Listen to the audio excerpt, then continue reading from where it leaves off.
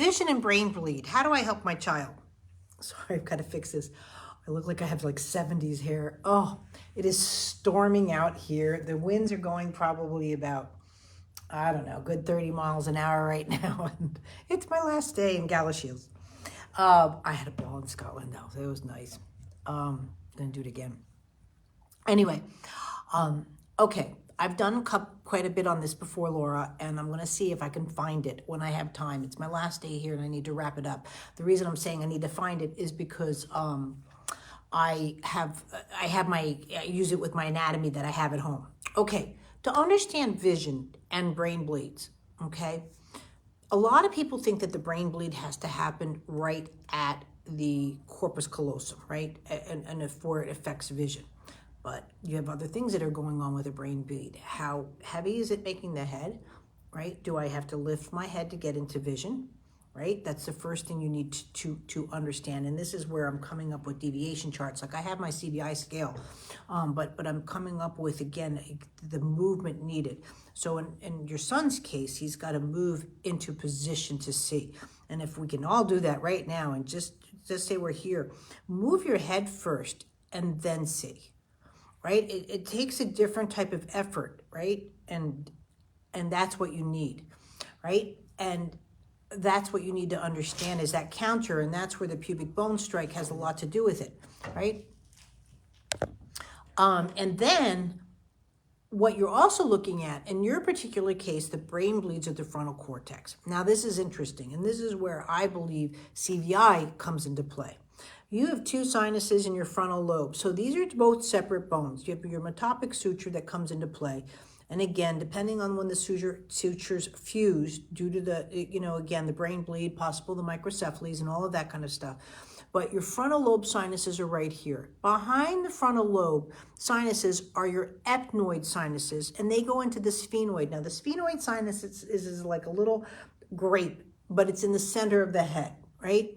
And you can look this up to look at the sinuses, but the sinuses start to grow, especially around 2. You'll start to see that change, right?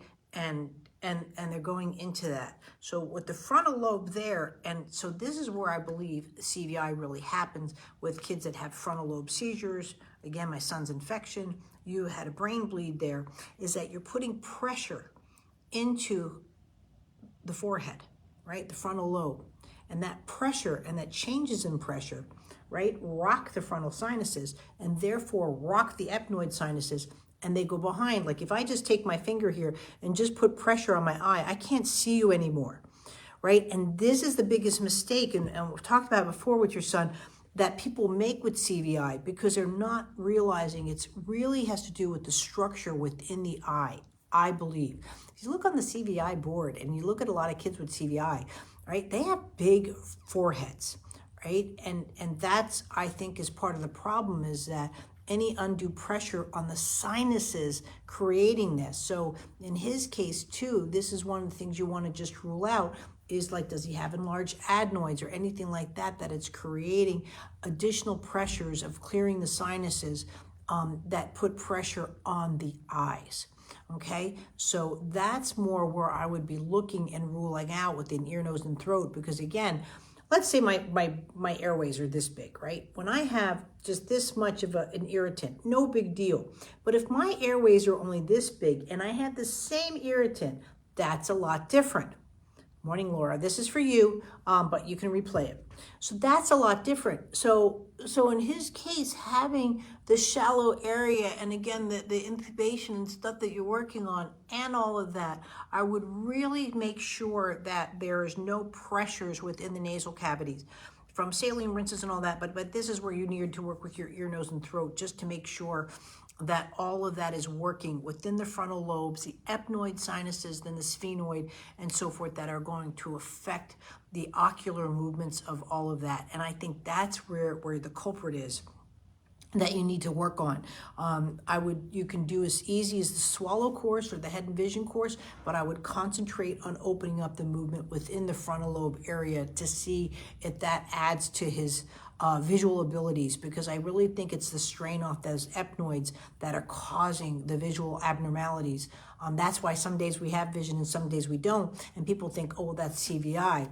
Well, is it because the epnoid sometimes is there? And again, you can just put your finger there. I can't see right now. I have double vision versus that where I'm cleared off and don't have the pressure.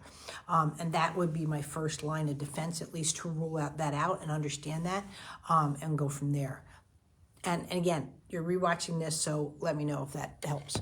And I think of my clients here early because of the storm, but I need to find, I've done this before with my skulls and my nasal sinus anatomy back at the office. So it's somewhere in the feeds or somewhere on YouTube. I've just got to go find it. But you know me, once I get working, it's like, so just remind me to tag you up on those. Thanks.